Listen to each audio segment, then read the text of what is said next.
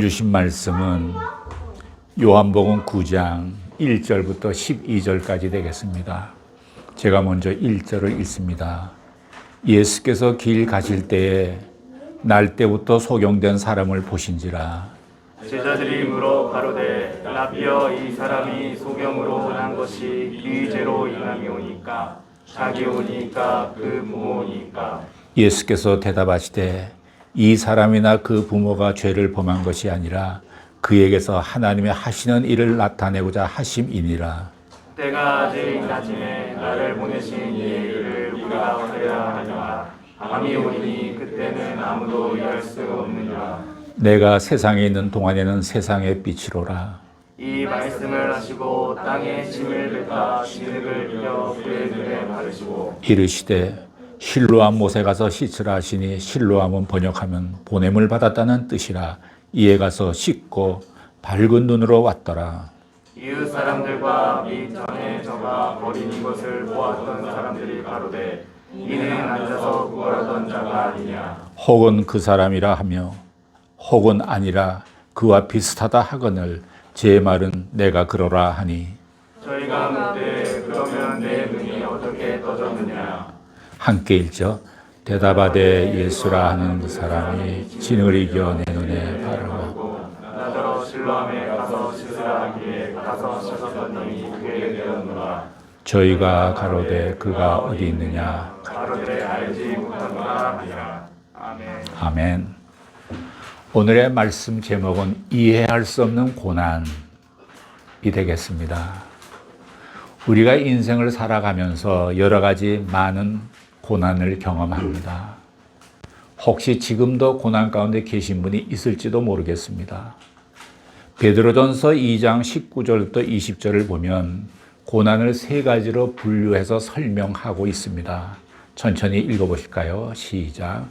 애매히 고난을 받아도 하나님을 생각함으로 슬픔을 참으며 이는 아름다우나 죄가 있어 애를 맞고 참으면 무슨 칭찬이 있으리요.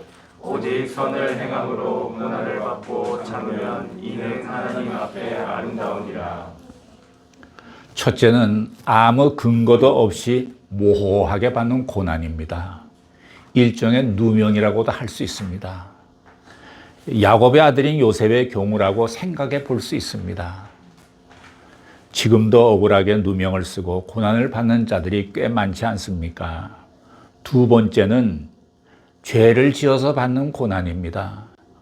잘못을 저질러서 매를 맞아야 되는 것이지요. 이것은 동정도 못 받고 싸다 싸 이렇게 사람들이 말하지 않습니까?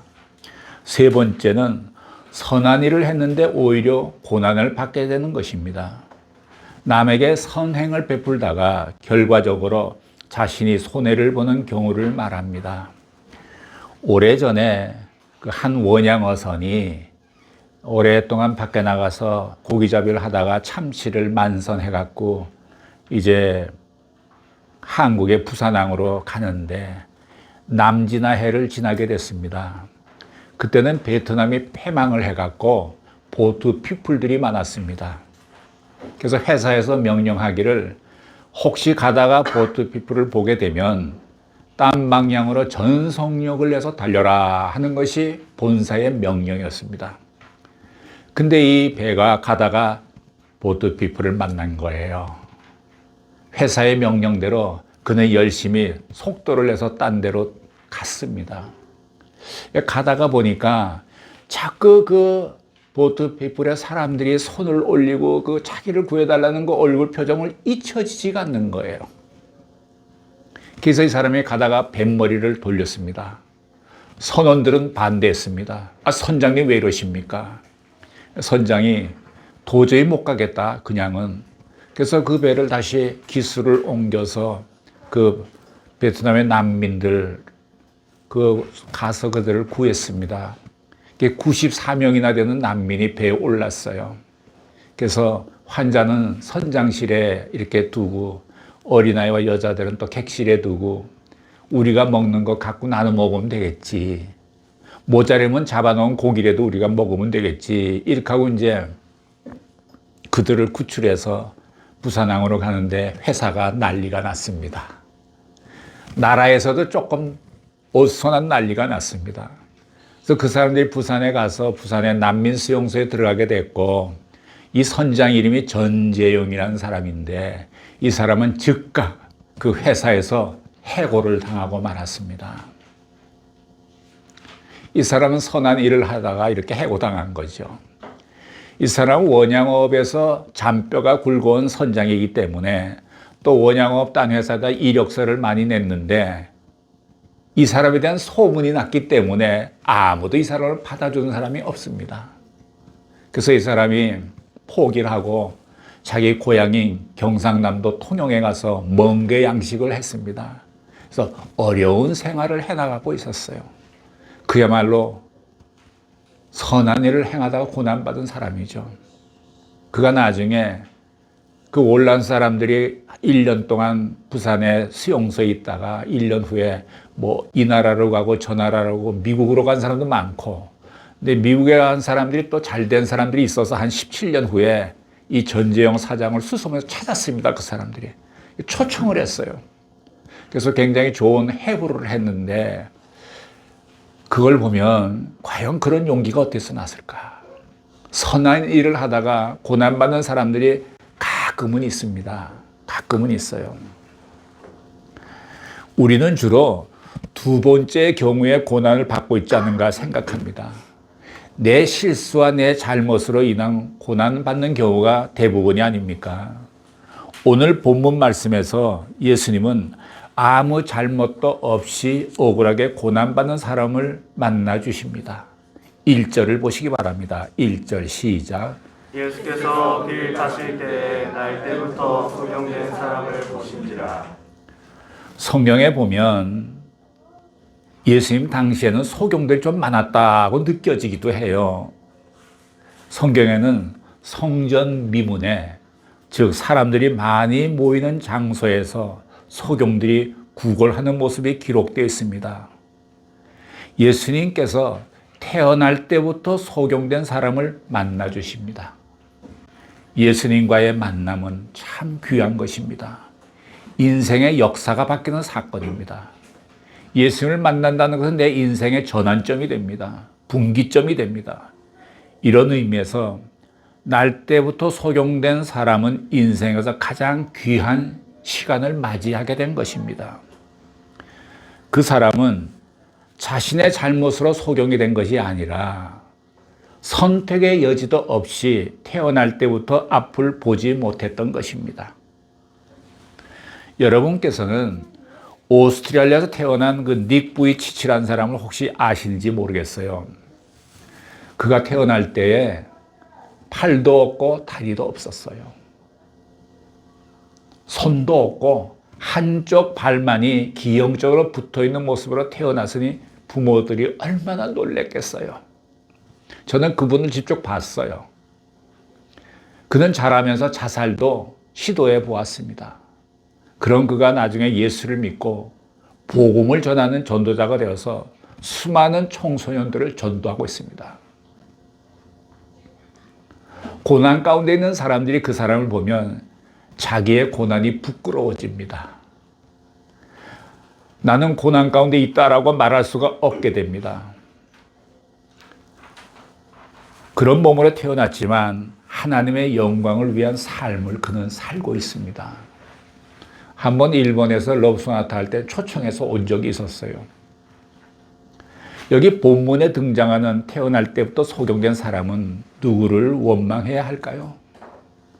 이것을 본 제자들이 예수님께 묻습니다. 2절을 보시기 바랍니다. 시작. 제자들이 물어 가로되 라삐여 이 사람이 소경으로 난 것이 이 죄로 인함이 오니까 자기 오니까 그 부모 오니까. 제자들의 질문을 살펴보면 설명할 수 없는 근본적인 물음을 던지고 있습니다. 제자들은 타인의 고난을 빌미로 예수님께 질문한 것입니다. 소경된 사람은 오히려 자신의 처지에 대해서 침묵하고 있습니다. 그는 그런 질문조차 그에게는 하나의 사치일지도 모릅니다. 그의 관심은 오로지 구걸하는 데 있었습니다. 하지만 소경된 사람을 바라보는 제자들은 말이 많습니다. 고난의 현장에 있는 사람은 침묵하고 있는데 주변 사람들이 떠드는 것을 우리는 볼 수가 있습니다. 둘째는 제자들이 잘못된 정보와 관행, 사고방식으로 질문한 점입니다. 제자들은 사안에 대해 정확히 파악하지를 못했습니다. 당시 유대인들은 잘못된 관습이 있었습니다. 첫 번째는 부모의 죄가 자식에게 전수된다는 생각입니다. 실제 출애굽기 20장이나 34장, 민수기 14장에 보면 아비의 죄악을 자식에게 갚아 3, 4대까지 이르게 하리라 하는 말씀이 있습니다. 난해한 말씀입니다. 여기 나오는 자식은 회개하지 않는 자손, 아버지의 죄를 계승하는 자손, 아비의 죄를 채우고 거기에 자신의 죄를 더하는 자손으로 해석할 수 있습니다.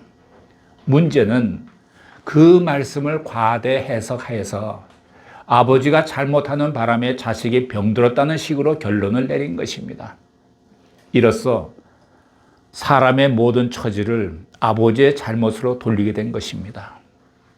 우리가 구약 성경 에레미야서 31장 29절 30절을 보면 이런 말씀이 있습니다. 함께 보실까요? 시작. 그때 그들이 다시는 이르기를 아비가 신 포도를 먹었으므로 아들들의 이가 자라나냐고 신 포도를 먹는 자마다 그 이가 신같이 각기 자기 죄악으로만 죽으리라. 이스라엘의 속담에 이런 속담이 있다고 합니다. 아버지가 신 포도를 먹었는데 아들의 입이 시다. 아들의 이가 시다. 여러분, 아버지가 신 포도를 먹었으면 아버지가 이가 시야 될 거 아닙니까? 근데 아버지가 시다, 아들이 시다, 이런 속담이 있어요.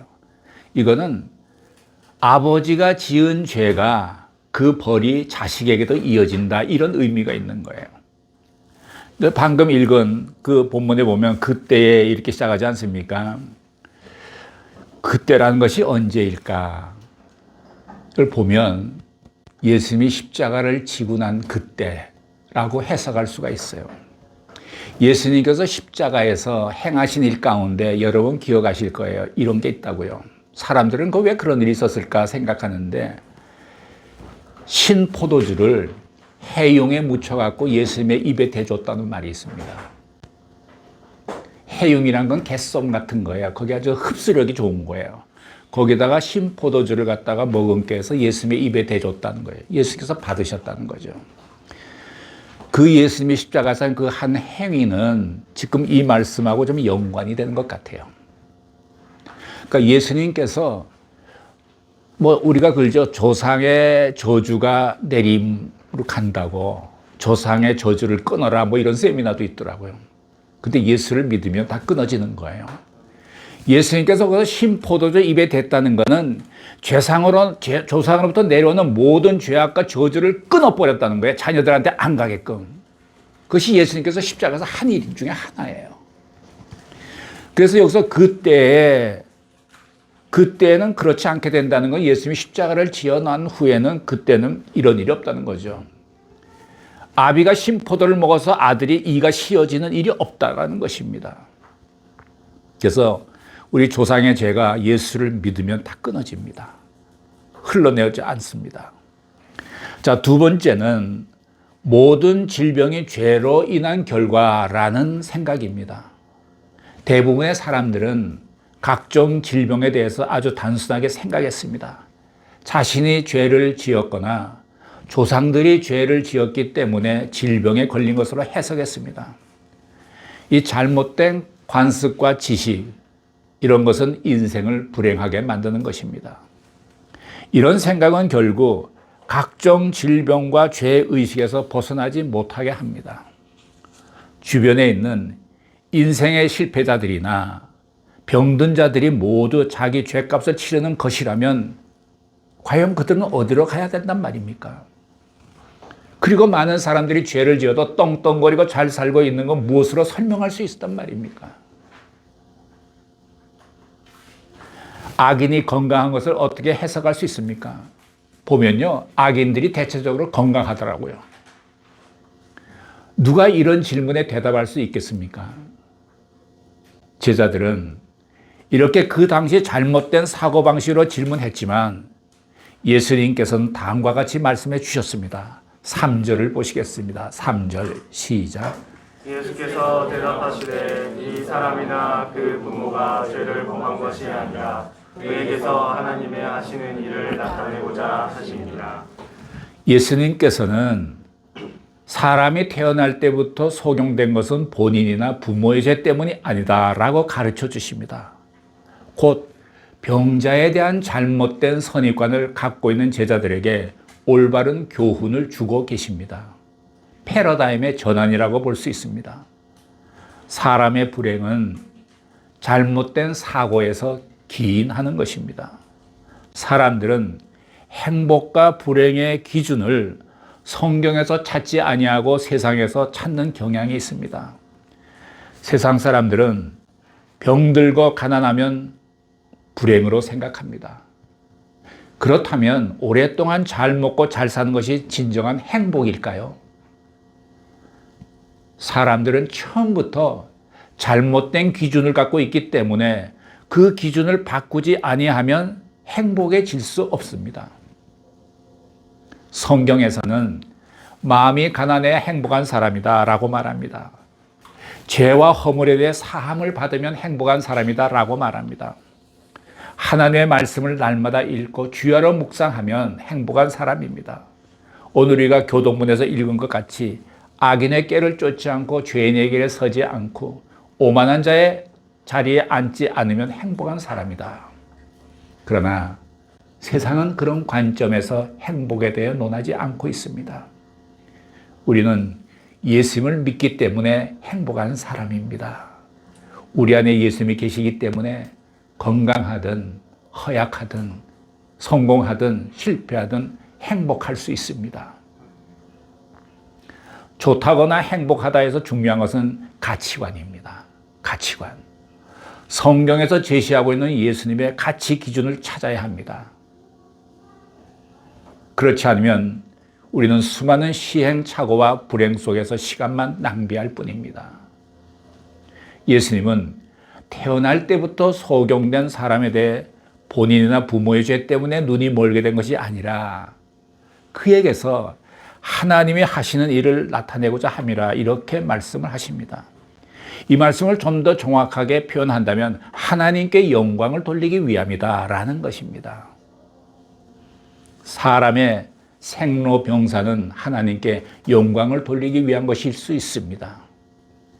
이런 일들을 통해서 우리는 하나님의 역사하심을 볼 수가 있습니다. 우리가 인생을 살아가면서 결혼할 수도 있고 결혼 안 할 수도 있습니다. 아이를 낳을 수도 있고 안 낳을 수도 있습니다. 무엇 한 가지 갖고 인생이 실패했다고 생각하면 그 기준은 잘못된 것입니다.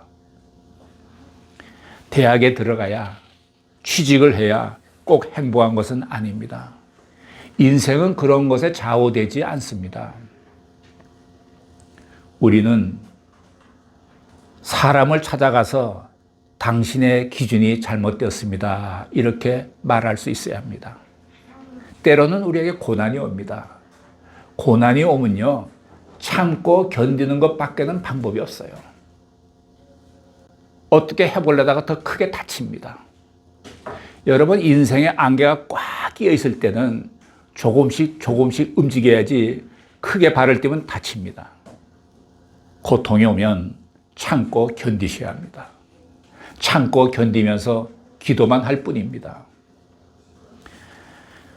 그래서 우리는 이런 가치 기준을 잘 알면 인생은 충분히 살만한 가치가 있습니다.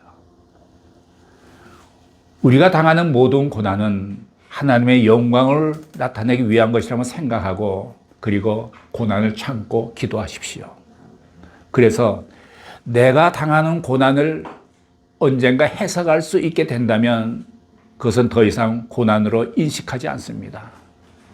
다음은 4절을 보시겠습니다. 4절 시작. 내가 아직 나중에 나를 보내신 이의 일을 우리가 하여야 하리라. 밤이 오리니 그때는 아무도 열릴 수 없느니라. 이 말씀에서 우리는 두 가지 메시지를 발견할 수 있습니다. 첫 번째는 예수님의 사명을 정의하는 것입니다. 예수님의 생은 하나님께로부터 보내심을 입었고 세상에 오셔서 사명을 완성하신 것입니다. 우리가 이 세상에 존재하는 이유는 무엇일까요? 이 질문에 대해 우리는 아직도 해답을 찾지 못하고 있는 것이 아닐지도 모르겠습니다. 그러나 예수님이 이 땅에 오신 목적은 분명했습니다. 하나님의 일을 하는 것이었습니다. 보내신 분의 뜻대로 하나님의 일이 존재의 이유이고 사명입니다.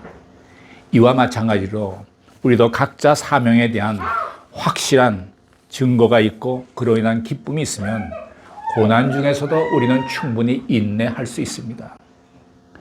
저는 예수님을 만나고 나서 내가 무엇을 해야 할지 인생의 목표를 갖게 되었고 인간적인 열등감도 모두 사라지는 것을 경험했습니다. 우리는 주님의 일을 이루기 위해서 생명이 있는 한 최선을 다해야 합니다. 예수님은 하나님의 영광과 인류의 죄사함을 위해 십자가를 지는 일에 집중하셨습니다.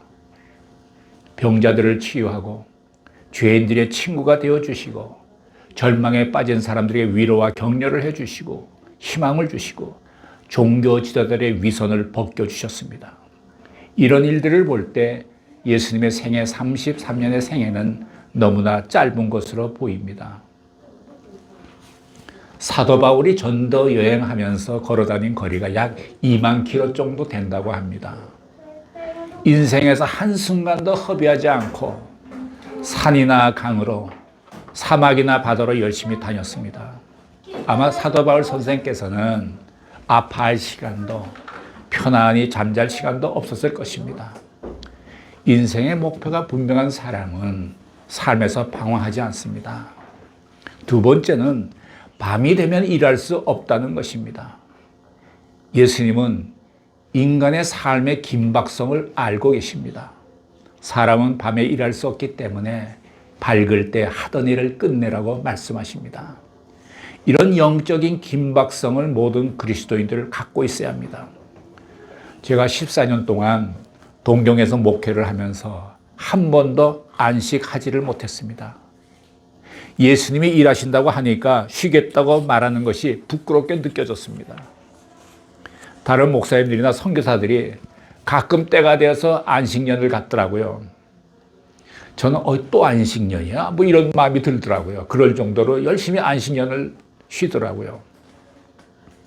근데 저는 그것을 보고 하나도 부끄럽지가 않았어요. 부럽지가 않았어요. 전혀 부럽지가 않았습니다.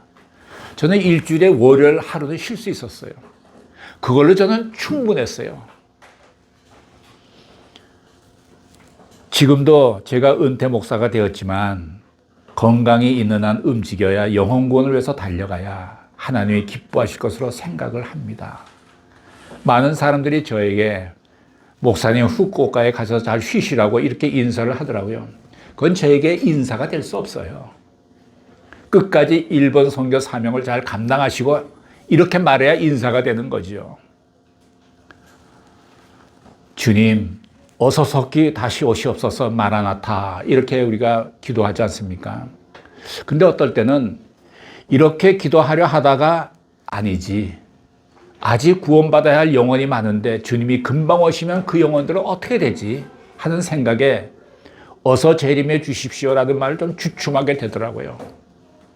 우리는 세상에 취해 있을 시간이 없습니다. 시간은 계속 흘러가고 있습니다. 우리는 술 취하지 말고 세월을 아끼며 성령 충만을 이루어야 합니다. 불필요한 것으로 세월을 낭비하지 말고 각자의 인생을 재정비해야 합니다. 4절 말씀에서 예수님은 나에게는 사명이 있다. 그리고 나에게는 시간이 없다라는 두 가지 메시지로 자기 자신에 대해 명확하게 설명해 주셨습니다. 다음은 5절을 보시겠습니다. 5절 시작.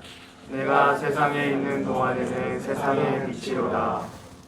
예수님은 말씀으로 끝나지 아니하시고 말씀대로 행동하십니다. 예수님의 말씀과 행동은 곧 세상의 빛입니다. 예수님은 태어날 때부터 소경된 자에게 다가가 말씀하시고 눈을 뜨게 해주십니다. 그에게 빛을 주십니다. 그리스도는 세상의 빛이시고 그 빛이 있는 시기를 낮이라고 말씀하십니다. 밤이란 것은 그가 일을 마치고 죽으시는 때를 가리킵니다. 이 밤이 오기 전에 예수님은 하나님의 일을 빨리 하셔야 되었습니다. 6절과 7절을 보시겠습니다. 시작. 이 말씀을 하시고 땅에 침을 뱉아 진흙을 이겨 그의 눈에 바르시고 이르시되 실로암 못에 가서 씻으라 하시니 실로암은 번역하면 보냄을 받았다는 뜻이라. 이에 가서 씻고 밝은 눈으로 왔더라. 예수님께서는 다양한 방법으로 치유하십니다. 혹은 손을 대시기도 하시고 혹은 말씀만으로도 치유해 주시고, 근데 여기서는 진흙을 이겨 바르셨다는 것이에요. 이것은 하나님께서 사람을 창조하실 때 진흙으로 이겨서 창조하신 것과 관련해서 예수님의 창조의 능력을 보이신 것으로 생각할 수 있습니다. 결국 이 소경은 예수님의 말씀에 절대 순종했습니다. 그래서 결국 나음을 얻었습니다. 순종하면 결국 열매를 맺습니다. 어떨 때는 순종이 모험일 때가 있어요. 그러나 끝까지 순종하면 하나님께서 기억하시고 열매를 맺게 해주십니다. 소경이 눈을 뜨고 사물을 보게 되었지만 영원히 살지 못하고 죽었습니다. 나사로도 죽음에서 살아났지만 결국 다시 죽고 말았습니다. 눈이 떠졌다거나 죽음에서 살아났다거나 중요하지 않습니다. 눈을 떠도 다시 감게 되고 죽음에서 살아나도 다시 죽게 되는 것이 인생입니다. 눈을 뜨고 죽음에서 살아난 것이 기적이 아니라 우리가 예수를 믿게 된 것이 기적입니다. 인생에서의 축복은 영적인 눈을 뜨는 것뿐만이 아니라 새 삶을 살게 되는 것입니다. 곧 하나님께서 인생에 개입하시는 것입니다. 여러분의 인생 자체가 하나님을 증거하고 하나님께 영광을 올려드리는 것이 되시기를 예수님의 이름으로 축복합니다. 아멘. 기도하시겠습니다. 사랑하시는 하나님 아버지, 우리가 영적인 눈이 뜨여져서 하나님의 섭리를 깨닫게 해주시고 우리 인생 자체가 하나님께 영광을 올려드리는 삶이 되게 하여 주시옵소서. 예수님의 이름으로 기도드렸습니다. 아멘.